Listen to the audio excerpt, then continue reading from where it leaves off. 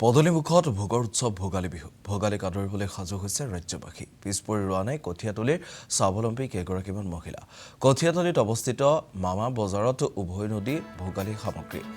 দৈ মাখন চিৰা সান্দহকে ধৰি বিভিন্ন প্ৰকাৰৰ জলপান উপলব্ধ মামা বজাৰত আৰু এয়া হৈছে মামা বজাৰৰ দৃশ্য মামা বজাৰত এনেধৰণে এতিয়া এইসকল স্বাৱলম্বী মহিলাই বিভিন্ন ধৰণৰ পিঠা পনা দৈ চিৰা সান্দহ ইত্যাদি বিক্ৰী কৰা পৰিলক্ষিত হৈছে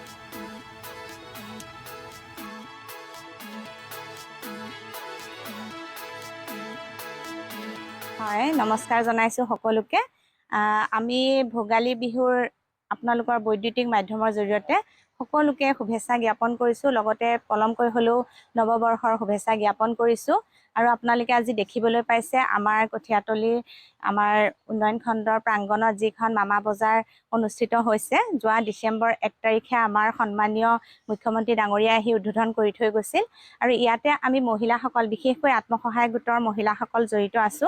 আমাৰ যি উদ্যমিতা আঁচনি 10,000 কোটি টকা আমাৰ মহিলাসকলক ব্যৱসায়িক দিশত স্বাৱলম্বী হ'বৰ বাবে আগুৱাই যাবৰ বাবে দিছিলে সেই টকাৰে আমি ইনভেষ্ট কৰিছো প্ৰতিখন দোকানতে আমাৰ 4 গৰাকীকৈ বাইদেউ সোমাইছে সোমাই সেই যি 10,000 কৈ 40,000 টকা গোট খাইছে সেই টকাৰে আমি ব্যৱসায়টো আগবঢ়াইছো আপোনালোকে এতিয়া দেখিছে আমাৰ মামা বজাৰত কাপোৰৰ দোকান আছে খাদ্য সামগ্ৰীৰ দোকান আছে বিভিন্ন ধৰণৰ থলুৱা বস্তুৰ দোকান আছে আমিও এখন ৰূপালী ডায়েৰী প্ৰডাক্ট খুলিছো মই নিজে মোৰ লগত আৰু 4 গৰাকী বাইদেউ জড়িত আছে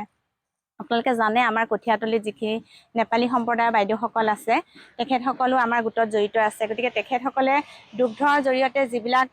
দুগ্ধজাত সামগ্ৰী উৎপাদন কৰি আছে ধৰক ঘি পনীৰ আৰু দৈ এনেকুৱা সেই ক্ৰীম সেই সকলো বস্তুখিনি আমি দোকানত ৰাখিছো আৰু বিভিন্ন আমাৰ অসমীয়া যিখিনি জা জলপান আপোনাৰ কোমল চাউলৰ পৰা ধৰি লৈ ভজা চাউললৈকে বা বাঁহৰ চুঙাৰ দৈ যিখিনি আমাৰ ভোগালীৰ সোৱাদ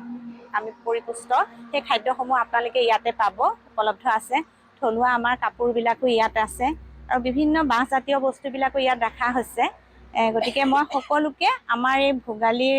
আমেজ ল'বৰ বাবে আমাৰ মামা বজাৰলৈ আহিবলৈ মই সকলোকে অনুৰোধ জনাইছো আৰু আপোনালোকৰ আশীৰ্বাদ আমি সদায় বিচাৰো যাতে আমাৰ মহিলাসকল আৰু আগুৱাই যাব পাৰে এইখিনিয়ে ক'লো আৰু এই সুযোগতে মই আমাৰ মাননীয় বিধায়ক ডাঙৰীয়া জিতু গোস্বামী ডাঙৰীয়াক বিশেষভাৱে ধন্যবাদ জ্ঞাপন কৰিছো তেখেতৰ প্ৰচেষ্টাত আজি এই বজাৰখন গঢ় লৈ উঠিছে আৰু এই ক্ষেত্ৰত আমাৰ সন্মানীয় মুখ্যমন্ত্ৰী ডাঙৰীয়ায়ো যি নীতি মহিলাসকলক সবল কৰিবৰ বাবে লৈছে এই পদক্ষেপেৰে আমি আগুৱাই যাই আমাৰ মহিলাক শক্তিশালী কৰিম বুলি আশা ৰাখিছো আৰু আপোনালোকক সকলোকে ধন্যবাদ জনাইছো আৰু আগন্তুক দিনত আমাক আশীৰ্বাদ জনাব বুলি আশা ৰাখিছো হয় নমস্কাৰ জনাইছো